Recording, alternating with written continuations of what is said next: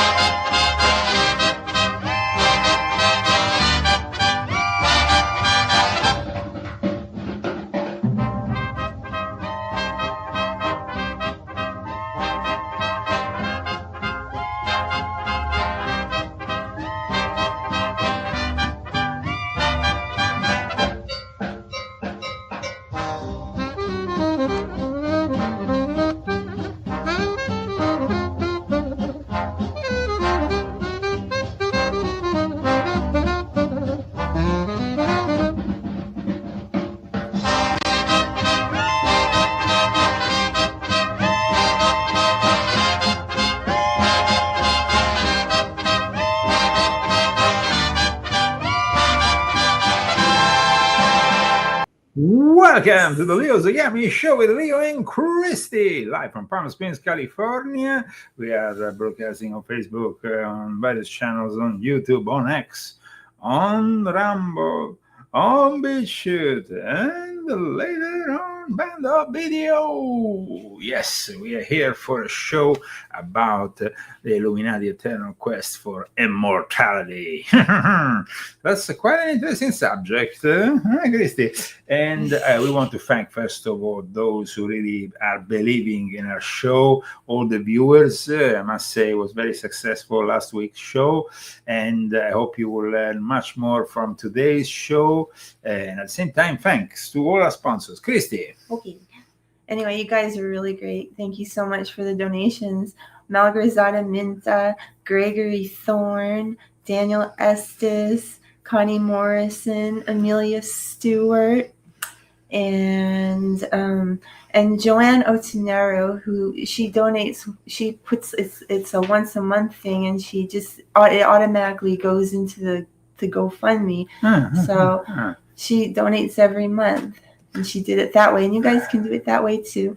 Or you can buy a book. And a lot of people bought a book. So we're really grateful. Thank you so much. Thank you, thank you, thank you. We're here.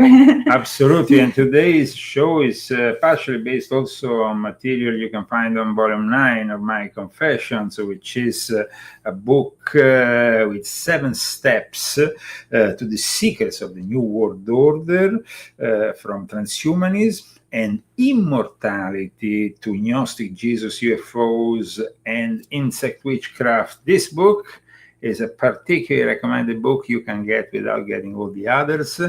And of course, it's a book that touches on this subject, which has come to light, let's say. It's been discussed even by the mainstream media this week, because during this victory parade in Tiananmen Square, these two gentlemen, Vladimir Putin and Xi Jinping, with Kim Jong-un overlooking and listening to them, discuss the subject of immortality.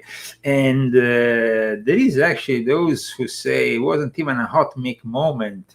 They deliberately wanted this whole thing to come to light, to be somehow discussed worldwide. And so I will let you have my own opinion in a moment. I will give you my opinion. Why they did it? You want to know why they did it? Yeah. You want to know why they did it? Let me give you this great revelation, guys. Why did they do it? Okay. I didn't want to really go there, but I have to go there. We know there's been a lot of talk about Donald J. Trump and his health.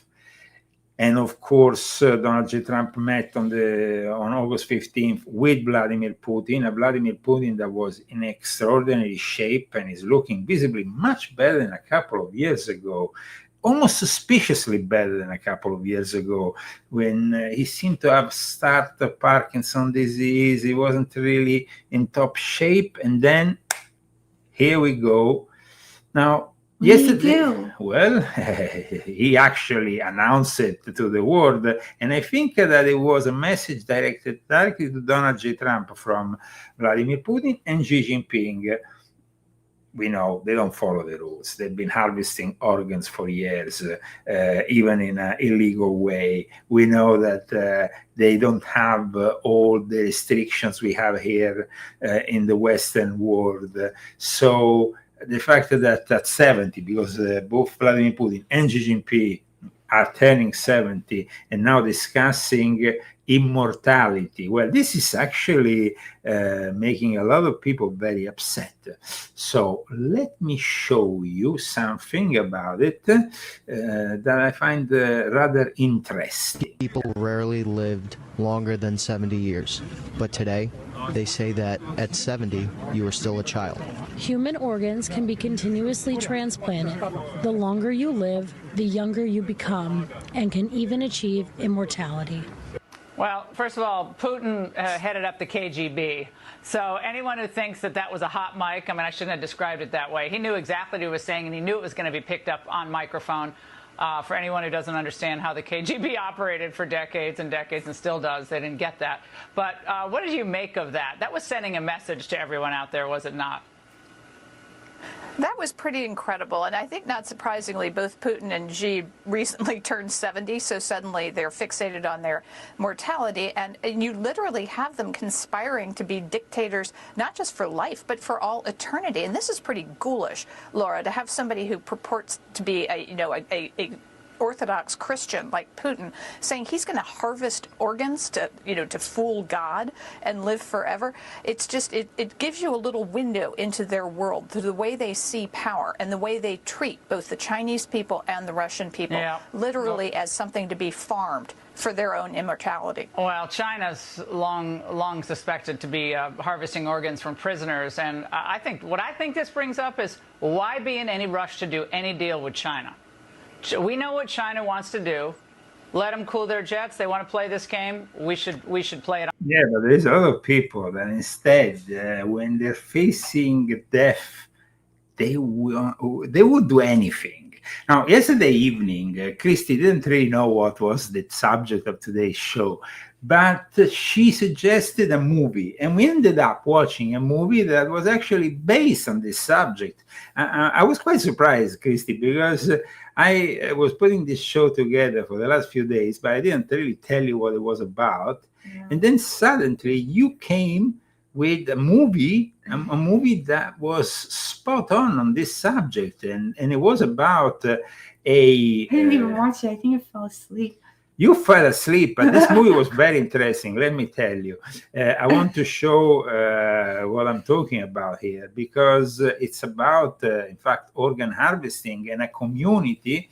This Lily and Richard, the Amaranth is called, moved to a luxurious and cult-like community where Lily becomes unsettled by the transformation she observed in her older husband, and in her own physiology, leading her to wonder if there is something more sinister at play. And in fact, in the end, there is something more sinister at play, because organs are taken from people who are obviously desperate. And then she actually becomes incredibly pregnant of this old folk who we see after the later replacement organ is very much, he actually starts to have a great sex life again, and she can't even cope with it anymore. But there is compromises that are made because, of course, organ harvesting, organs that are taken from what? From who? There is the possibility also to grow organs, of course, in laboratories these days. But the interesting thing about this film was that it was called The Amaranth. Why I'm saying that? Because there is actually an order of the Amaranth in Freemasonry. An order of the Amaranth open to men and women, a sort of order of the Eastern Star. So that's quite interesting. It was established in 1873, you see, and it's operating here in the United States of America. So I found it quite interesting, this reference. However, today, as I've told you, I'm discussing a subject which really obsesses mankind from antiquity. Then, of course, we have films. Films, you know. I remember this movie in the 80s. It was called Death Becomes Her. Yes. And that was that was funny. Yes. It was a really funny movie. And then you had Highlander, which also featured that song by Freddie Mercury and Queen, who wants to live forever. And Freddie Mercury, as we know, later on died of AIDS. And it was Who Wants to Live Forever, and the actual subject of the movie, this a guy who goes through the ages, but he sees everybody else dying every time. He can't really have a relationship with a woman because they inevitably will die, and he keeps on living. That was Highlander. There is many other movies, and there's also documentaries. Like, for example, recently there has been this very successful documentary that we have seen about that guy, Don't Die, the Man Who Wants to Live Forever, on Netflix, about that guy who wants to extend his life. He's in this constant quest for physical immortality. One thing must be said: once you focus too much on physical immortality, you end up really losing your idea of the immortality of the soul, of the eternal life that Jesus has promised us. I mean, it is, of course, physical immortality has been a recurring theme in alchemy, in mysticism, science, and philosophy across cultures since ancient times. When I published this article, which was very successful the other day on my website, leozagami.com, I showed how in Russia this is no novelty. I mean, there has been already right at the start of the 21st century, there was already people, very known intellectual figures, like, for example, Nikolai Fyodorovich Fedorov, whom I described in Volume 9 as an advocate of radical life extension by scientific methods, human immortality, and resurrection of dead people even, who started the influential movement of Russian cosmism, which was a precursor to today's transhumanism. And then you have his disciple, Vladimir Soloyev, this other bearded guy. These are people very influential for Vladimir Putin. So it's not like Putin is... When I myself used to mingle with the Russian elite, they were obsessed with immortality. That's everything. Everything. It was about immortality, and that's why they were so obsessed with alchemy. I remember when in that day we did this tea ceremony with this water from China that was brought from Lazar. This water that basically 2 or 3 liters costs like $2,000, and that you find in a remote region of China. And I must say, this water, I drank this water and I felt... It wasn't Zongai. Lazar Vinogradsky, yes. And I felt incredible. For a couple of days, I went around Europe because I had to be the morning in Rome, then Sweden, then England. I had to go all around the place. And I was like, I wasn't on drugs, but the water gave me this incredible energy. And they say that drinking this water from this specific region of China actually makes you immortal almost. Then we have, of course, there's also something in Russia as well, and it's shungite. Yes, that they use also. I mean, China, Russia, they have very much an old tradition for these kind of things. Like, for example, in China, you have ancient alchemy, Taoist alchemists pursued immortality through two ways. There was the Vaidan, which is the external alchemy. Then you have the Neidan, which is the internal alchemy. Now, Vaidan focused on creating elixir, often using minerals like cinnabar, mercury sulfide, and that, or gold. Now, when you do that kind of thing, it's very risky. In fact, there was an emperor, Emperor Xi Jinping, who lived before Christ, who sought the elixir of life, but then he died of mercury poisoning. Because, see, and I have here a book, this great book of nature, whose author died in a Masonic lodge in France doing an alchemical experiment to become immortal. So, I mean, it's like in the lodge of the Philalettes, which was the most at the time prestigious place of Illuminati in France, in the time just preceding the French Revolution.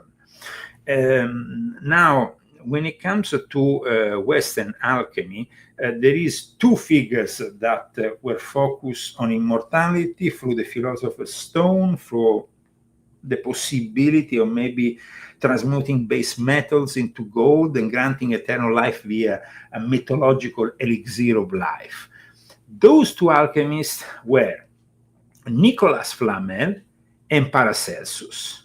Then you had also an Islamic alchemist. You know the word gibberish. Gibberish comes from him, Jabir ibn Ayyan. I talk about him in volume 10 of my Confessions. And he lived between the year 721 to 815. So he didn't really live even that long. Well, he lived quite long for the time, though. He explored immortality through a balance of spiritual and material pursuit. Jabir's work was not I mean, of course they say gibberish when you're saying something that you can't really understand, because it was very complex. And they say that in reality his quest for immortality was actually symbolic for the Enlightenment. Let's not forget one thing.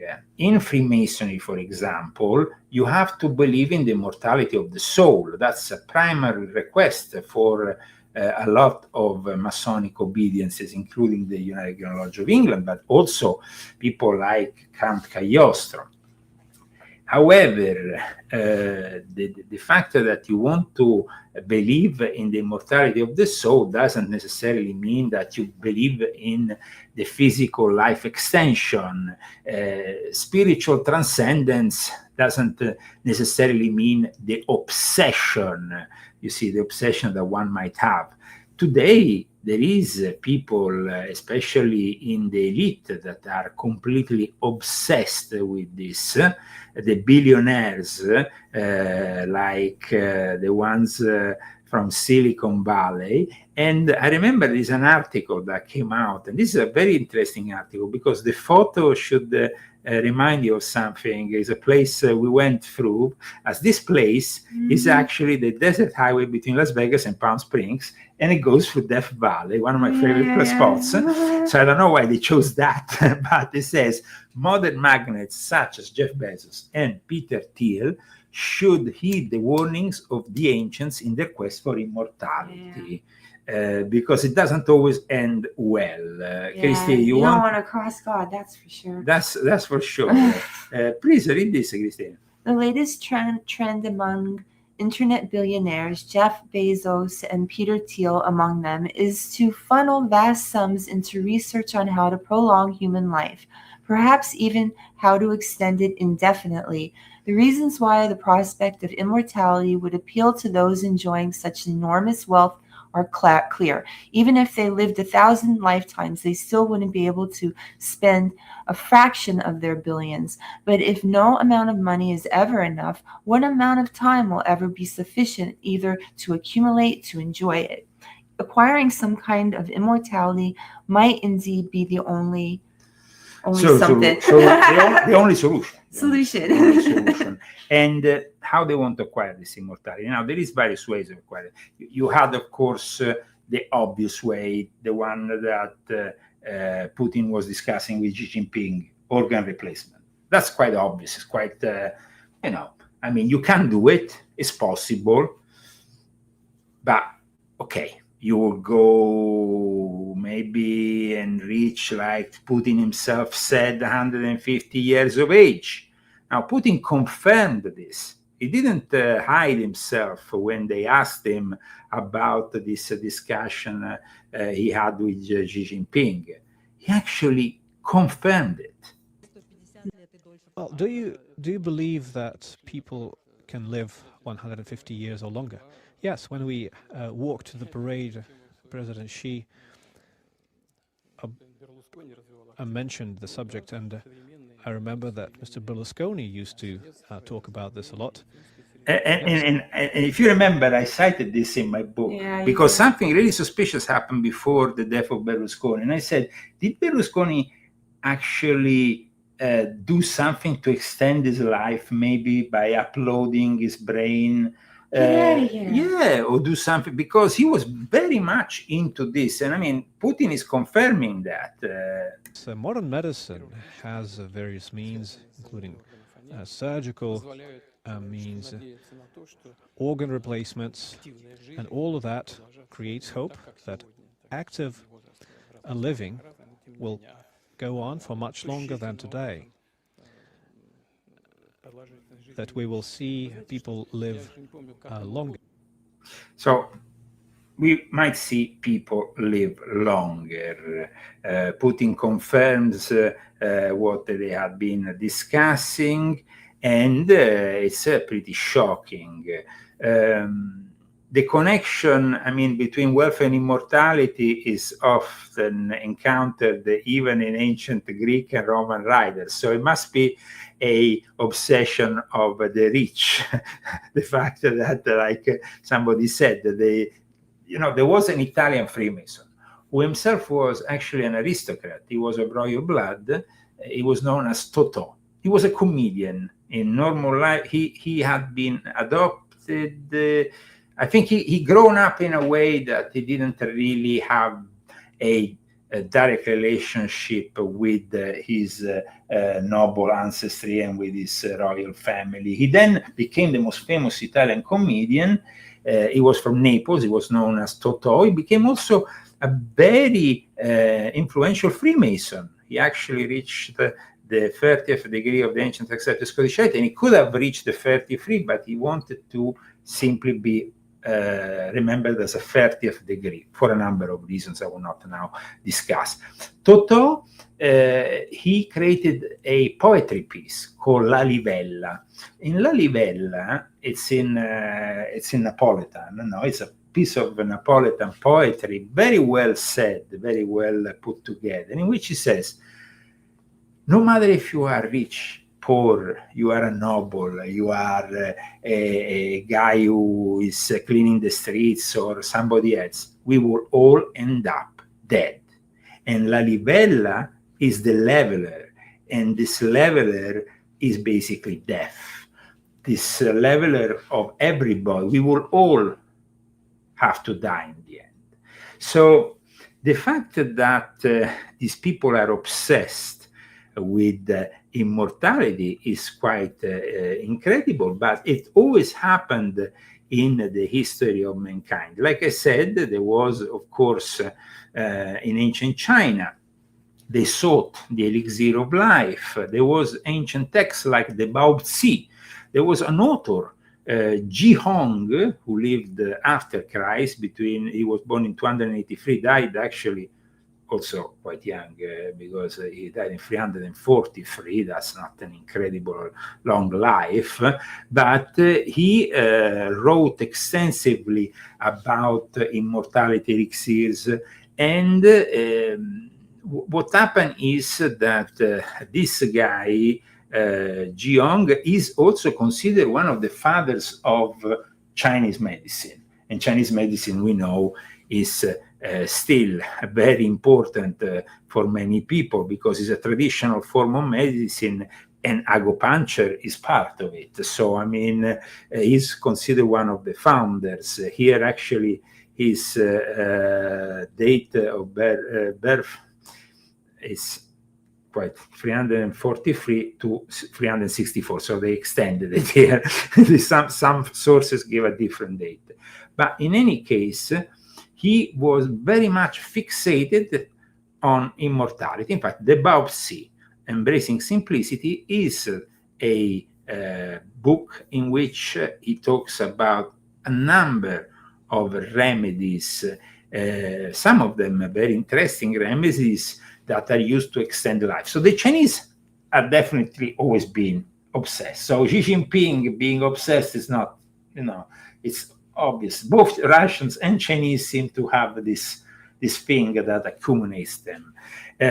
We had the people in the Western world in alchemy, like Nicolas Flamel, who claim to have achieved some form of immortality. In fact, we don't really know the date of Nicolas Flamel's death. Then we have Paracelsus, who was an alchemist. So there is actually within the alchemists that wanted to achieve this, he was a 14th century French scribe, a manuscript seller, who became the subject of legends because they claimed that he created the Philosopher's Stone and achieved immortality. His legend was then popularized and inspired his portrayal in the Harry Potter series, so he's also present as the maker of the Philosopher's Stone.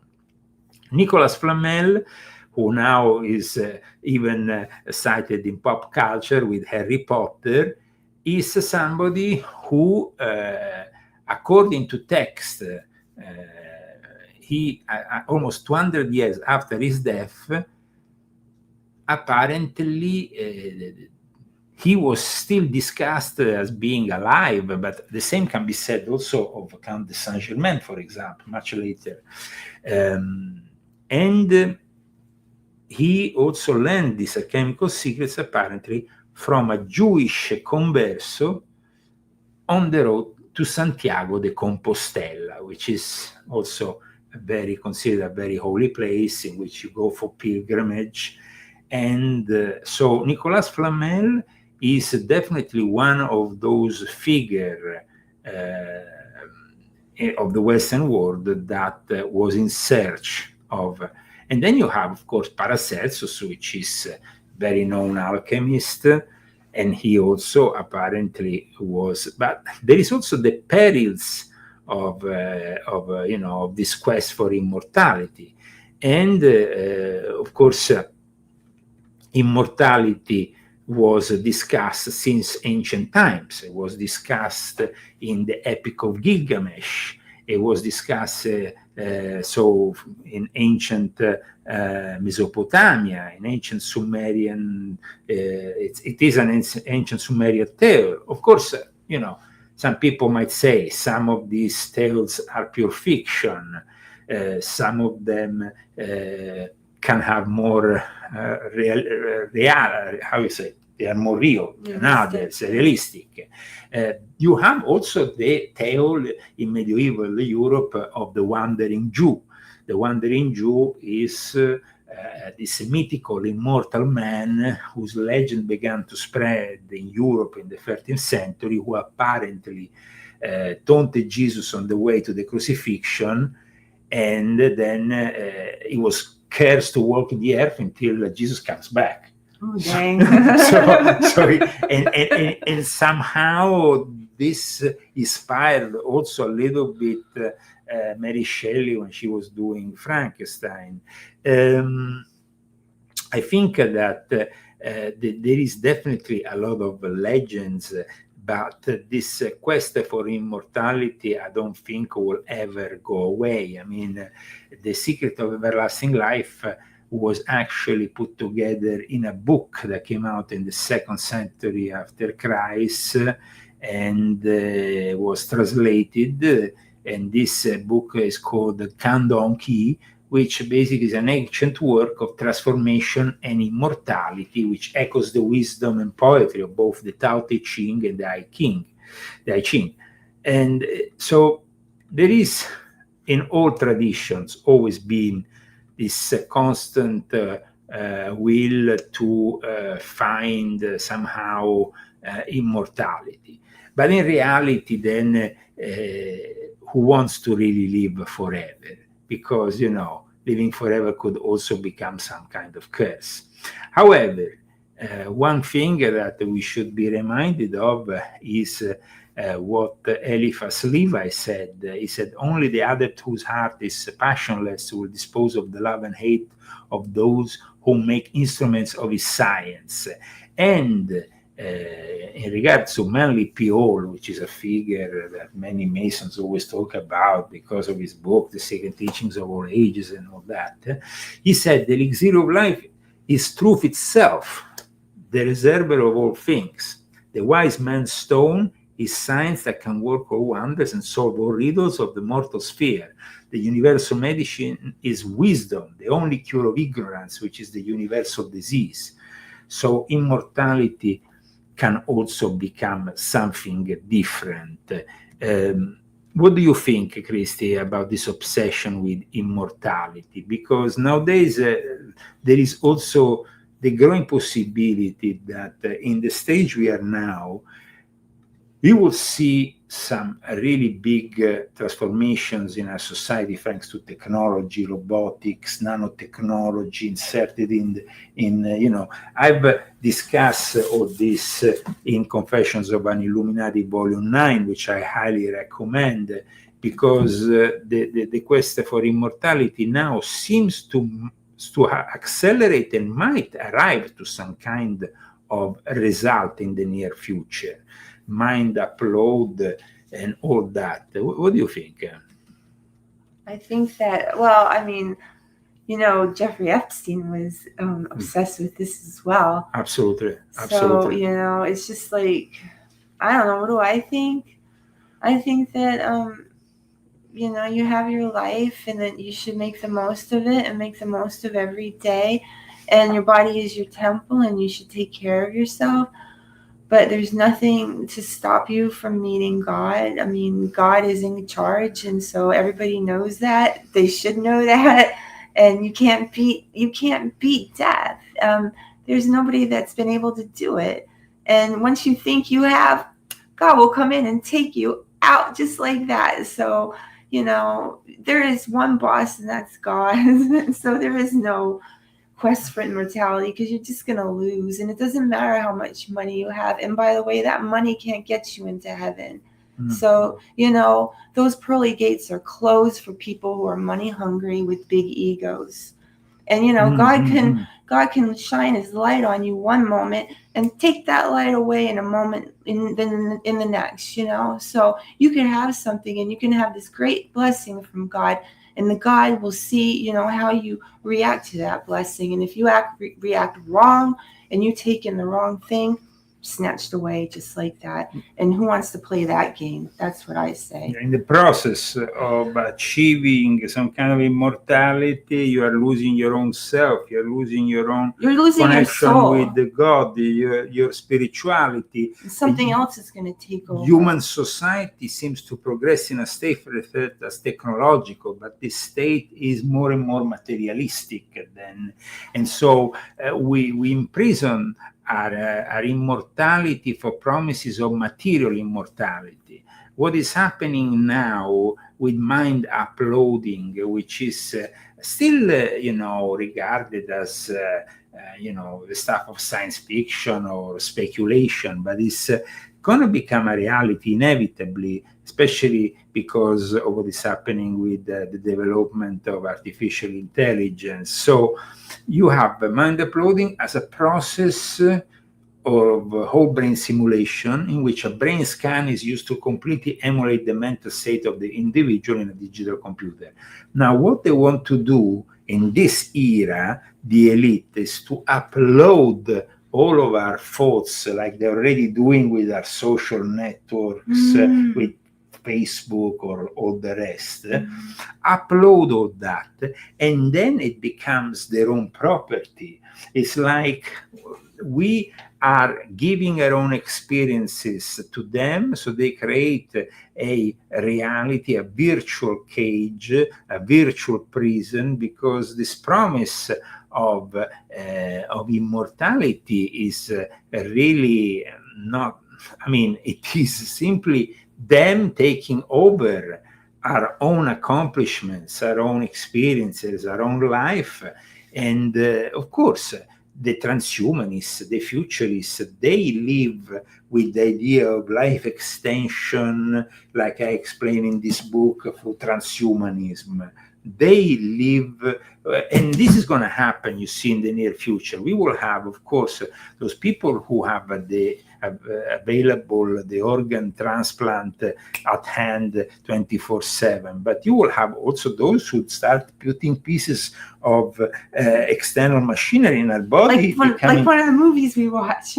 Yes, and many movies that, you have also the process of Ray Kurzweil's singularity that arrives to that point. The meaning that we will be resembling more and more the bionic man of the 1970s. Steve Austin, the $6 million man. And that was... Or the $6 million woman. or the bionic woman. Or the bionic woman. But Lindsay Wagner. We have definitely that tendency more and more. And somebody's asking me, what does Volume 12 discuss? It's the final book of my confessions, because this closes the confession series and is the book that brings you on top of the pyramid, where the all-seeing eye tells you the story of the Jesuit order, the most influential religious order of all times, and their responsibility behind the rise of this new world order, the way we are living and everything that we are experiencing, not only in the religious field, with the creation of one world religion, with the progressive attitude of the Catholic Church, but also in science, in politics. So Volume 12 of my confessions is a book that you should get: History, Secret Societies, and the Politics of the Jesuit New World Order and the Luciferian Court. And now, just before I go into deeper still into this subject, let me remind you of this book, which of course is a great success at the moment, Zagami Family Cookbook. It's a book about all the recipes that day after day me and Christy experience in our small kitchen, and we transform it. And Christy, thanks to Christy, really, we have all these recipes codified from Italian cuisine that really make even the most humble kitchen into a fantastic 5-star Italian restaurant. Fresh pasta, fresh pizza. Today we had a fantastic pizza. Oops, sorry. Today we have a fantastic... Christy, what are you doing with your phone? That's my... it was for the... okay, for remembering this one. So that is really something I highly suggest. It's with colored photos. There is also vegetarian recipes, because Italian cuisine is full of vegetarian recipes. So it's definitely, you have, for example, lemon angel hair pasta. Fantastic. Watch this. This is a fantastic recipe. Just if you want to stay in the somebody said donkey pasta. No, I don't think there is any donkey pasta. It's pretty good pasta. Okay, so going back into the subject of immortality, the fact that we are also in front of the possibility of reaching technological singularity, which is a subject which I've discussed in volume 7. I've also touched in volume 6.66, but in volume 7 I also discussed very much. Ray Kurzweil has been one of the main advocates of singularity, the moment in which we really reach that union between technology, between us as a human being, in probably a move towards a new type of human being. Because you see, we are definitely, with gene editing, with everything that is happening technologically, we are about to transform the Homo sapiens in something different. Mm-hmm. And I'm not saying that is going to be necessarily a good thing, because it could be maybe for some people a good thing, but like I say in volume 9, futurist and leading transhumanist Ray Kurzweil, who had also an important position for many years as a Google chief engineer, is now, of course, a little bit older. He received the National Medal of Technology in 1999. He's in the National Inventors Hall of Fame. He created this incredible keyboard back in the days, which everybody like me, who was a record producer, aimed to have, but it was way too expensive, and we could only see it in the big studios. Kurzweil is somebody who explained very clearly that we are reaching that moment in which we are about to merge with the machine.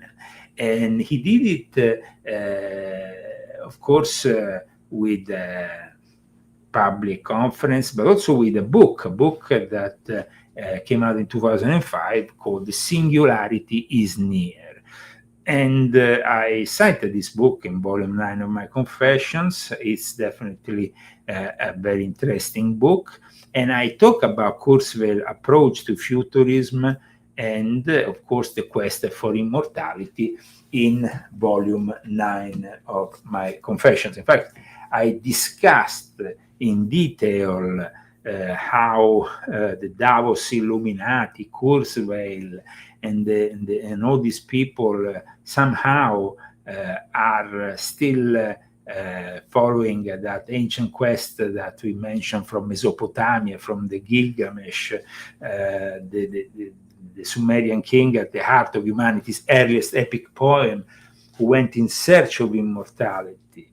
And many others. We saw Chinese rulers, we saw alchemists, but in the end, nobles will drink gold in a bid to extend their lifespan, and Count Alessandro di Cagliostro will make them go for this 40-day fasting and this whole alchemical process in which they will eventually be rejuvenated. I mean, there is actually a Masonic tradition. I mean, if you officially go to a Freemason, he would say, "I know, we only did the human immortality of the soul." It's it's just theoretical. But back in the days, this Count Cagliostro, Giuseppe Balsamo, he created this Egyptian rite, and for those people who went through the 3 degrees of the Egyptian rites and became masters of the Egyptian rites and were deemed suitable, Cagliostro will reveal the secrets of the Arcana Arcanorum. Now, the secrets of the Arcana Arcanorum that Cagliostro learned in Naples apparently were brought to Naples by the magicians of Cleopatra when Cleopatra went to marry Julius Caesar in Rome. A lot going on in Naples. A lot going on with immortality in Naples. In Naples, That's yes. where I'm from. I know. Maybe because they live next door to a volcano who could be exploding. But the Arcana Arcanorum, which is kind of, it's like a construct, a Masonic construct over an alchemical teaching, has always been deemed as one of the most mysterious teachings of Freemasonry. Aleister Crowley talked about it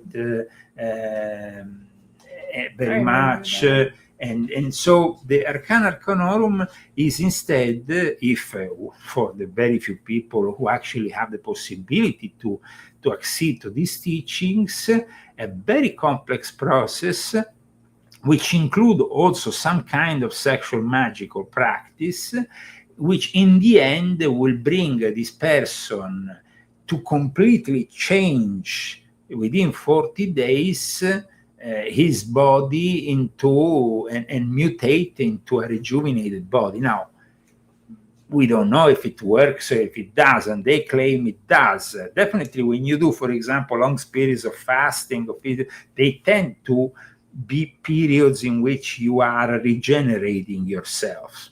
And that's why fasting, it's kind of like indicated by many also Oriental practices as very important, but also, fasting is also very important for Christian practitioners, even in the Catholic faith. There is some who practice fasting.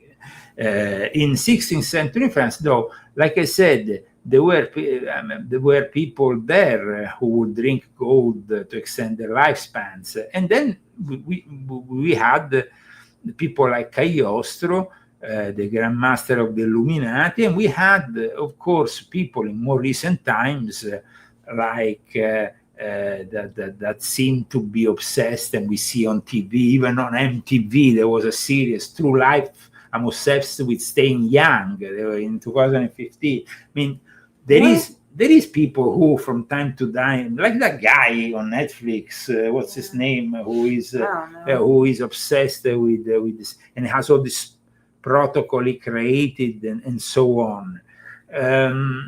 So it is all about fixations for some people who maybe have too much, who have maybe reached the let's say the success, the economic success, who at that point, when they understand that they can't bring, like we said, that money can't be brought to the grave, and that's it. But I wanted to show to our viewers a simple and brief introduction to the alchemist who thought he might have found the solution and the philosopher's stone to obtain immortality. Well, thanks to BBC Select, a great insight in Harry Potter's creator and alchemical background, also into immortality, the philosopher's stone that was often cited in that popular I guess more than one book, became more than one movie of great success. And then she had problems because I think she criticized transsexuals or something. So she became, at that point, guys, if you go against the system these days, you know what happened. They put you on the blacklist. Now, going back to the Illuminati, the request for immortality, there is at least 5, maybe more citations in the actual Illuminati rituals of Adam Weishaupt's about immortality. If you go around and ask about it on the internet, they say, oh, no, the immortality and Illuminati have nothing to do with one with the other. But thanks to my dear friend Joseph Wages, who has put together with other academics the actual rituals of Adam Weishaupt's Illuminati, he has given me access also to the PDF, which you can quickly scroll. And as you can see, there is 1, 2, 3, 4, 5, 6, 7 citations dedicated to immortality in the rituals of Adam Weishaupt Illuminati.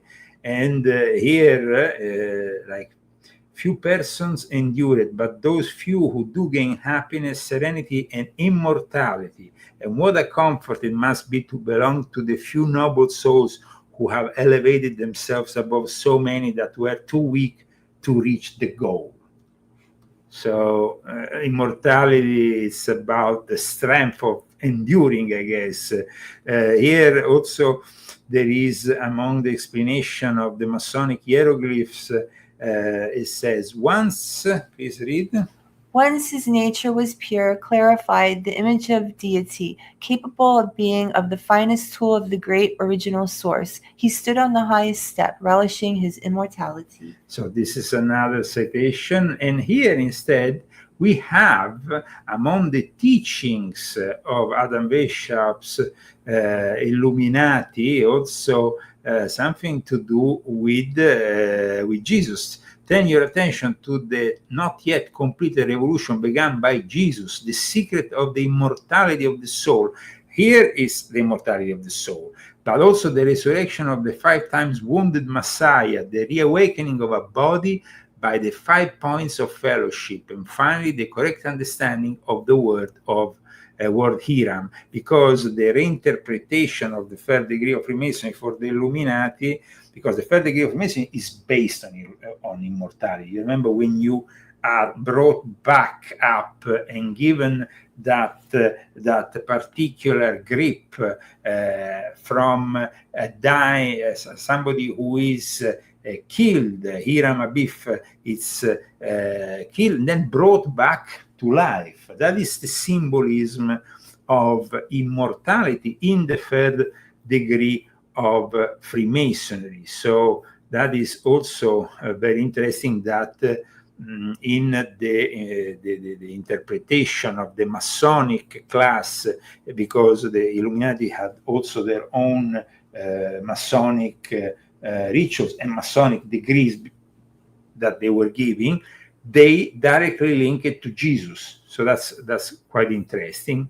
Going forward, always in regards to immortality in the degrees of the Illuminati, following the secret school of wisdom, it says one, and here I want to show it once again on the screen, one will not believe that he had benefited them so much might also harm them in the future. One would gladly have wished them immortality. As a very natural consequence of human short-sightedness, this reverence also had to be extended to the children and relatives. Then you have immortality described here, and here is always about Jesus. Jesus has prepared this kingdom for us, one immortality for his race of priest kings, because let's remember, like I explained in volume 9 of my Confessions, the Illuminati that Adam Weishaupt claimed that they were the real Christians to the lower degrees, to captivate them and say that they were teaching you real Christianity. This is something that I have a whole chapter about in volume 9 of my Confessions for those who are interested. And what happens here? It says, Jesus has prepared the kingdom for us, one immortality for his race of priest kings, and provided a certain number of the best and most illuminated ones with knowledge and power. So let's say more like giving the knowledge. It's a Gnostic concept to give only knowledge and power to a few rather than to give the truth to all, which is real Christianity. Yeah. So like I wrote in volume 9, Adam Weishaupt had more of a Gnostic approach overall. But let's go further into the last two citations of the immortality in the original rituals of the Illuminati. And here it says, Christy can read this actually. And should not in this manner the comforting doctrine of the immortality of the self be proven in the mysteries more firmly with all rights, and for experienced, tried moral men, we should presume so. So another citation about immortality, the last one instead, it says, I would want to make them passionate for immortality, for leaving an eternal legacy by their good deeds. So I will show them their limited vegetative life, show them their destiny, the sphere of influence to which they will be transposed. So here, all the various citations about immortality. And as somebody pointed out in the chat, immortality without God is hell. So that's if true. This immortality becomes... anything without God is hell. Absolutely. And this obsession with immortality, this obsession that becomes very much a materialistic obsession is not really what we are siding with. So yes, immortality of the soul is one thing, but the fact that they want immortal bodies that can live forever, it's another thing. So promising immortality and superhuman abilities and all the various benefits, losing God, it's not worth anything, because you will be living an eternal life of damnation after these 150 or more years. Or if you upload your brain into a digital prison of sorts where they promise you eternal life in a sort of matrix, just like the protagonist of Matrix comes to that realization. Gee, that's terrible. So these technologies have, of course, a form of magic that is quite evident. But in the end, God is more than all this magic put together. And I hope that today's show was illuminating for a lot of people, and made you also understand the reality of this eternal quest that the Illuminati had for immortality, an eternal quest that they should really put aside, and instead have an eternal quest for God rather than the immortality. Because God then offers you the eternal life. Thank you so much for tuning in this week. Thanks to our sponsors once again, Christy. If yes, don't drop the phone. That was pretty noisy.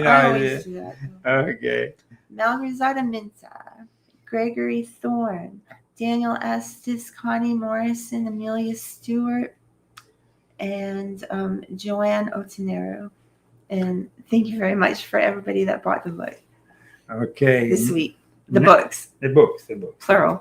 I was saying book. It's the books. The next show that we will have next week will be based on volume 10 of my Confessions. We'll be talking about the Islamic invasion of the West, the Sharia, what is happening here in America, in Europe, the different kinds of Islam that are actually in a very insidious way taking over entire cities here in the United States of America. Well, all this, of course, only here on the Leo Zagami Show. If we will have in the future more support and more sponsors, we will actually offer you even an extra show a week. Let's see what happens. In the meantime, we thank those people who believe in us. GoFundMe is here, and we have also the Cash App handle at leozagami.com together with my latest articles. And thanks for everybody for in the chat. I just want to thank everybody for showing up and being here. It really means a lot when we have a lot of good energy in the chat. So thank you guys very much. You play a great part too. God bless you all. In that time, our world has taken so many steps in the wrong direction.